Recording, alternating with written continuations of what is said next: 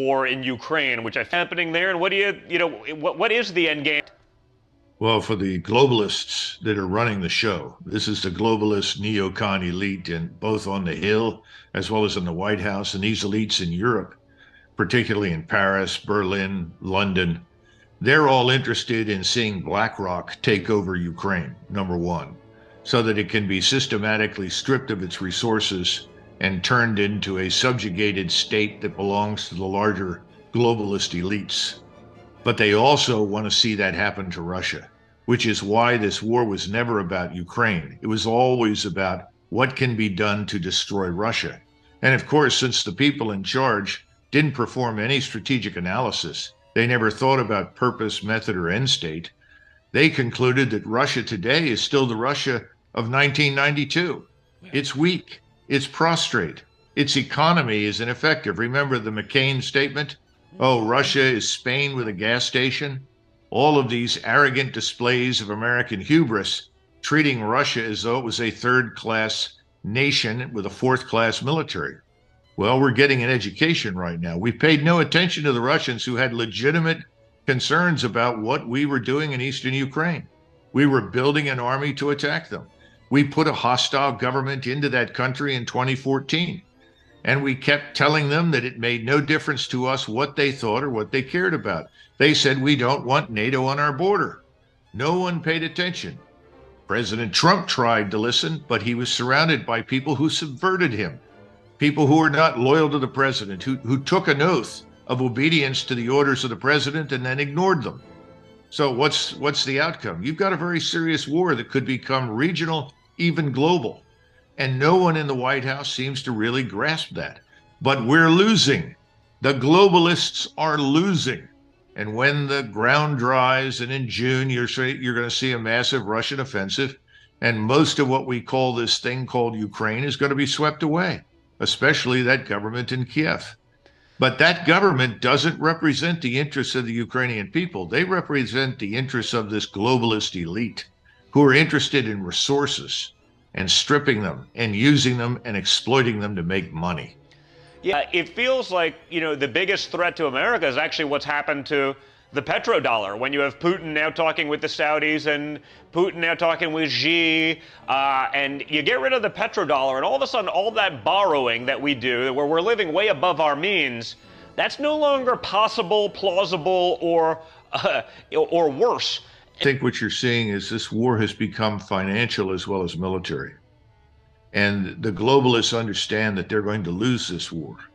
And what will come of this is that the BRICS, Brazil, Russia, India, China, South Africa, are going to be increased by 81 additional members. And all of these people are going to go to a currency that is backed by gold.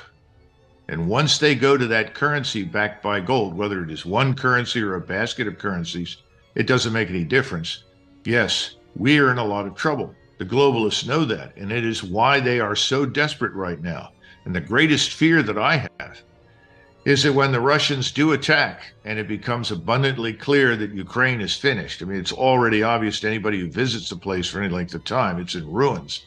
But once that occurs, I fear that there will be pressure to commit U.S. forces in Poland and Romania, along with Polish forces and potentially Romanian ones, to Western Ukraine. And if that occurs, the gloves will come off because truthfully, thus far, Putin has exercised tremendous restraint, tremendous patience. He does not want a war with the West. If he wanted that, we'd already have it. But if we intervene in Western Ukraine, it's over. We'll be in a full-fledged war. Expand on that a little bit, because it's sort of interesting. I think we grossly miscalculated. Putin had made several speeches over the last 20 years, repeatedly saying, please do not advance the border to Russia. Do not try to transform Ukraine into a hostile actor, an actor with hostile intentions towards Russia. What happens in Ukraine is of existential strategic interest to us, just as theoretically, what happens in Mexico is of existential strategic interest to us, although this administration has decided to ignore it. He expected that we would negotiate, that he would demonstrate that this was serious and that Russia wanted to wanted its population in eastern Ukraine, which is really Russian, to have equal rights before the law. He wanted to end the oppression of the Russians that lived there. And he wasn't going to surrender Crimea. The reason he went into Crimea is he was afraid it was going to be turned into a U.S. naval base. Biden said, our goal is regime change. Our goal is to get rid of Putin.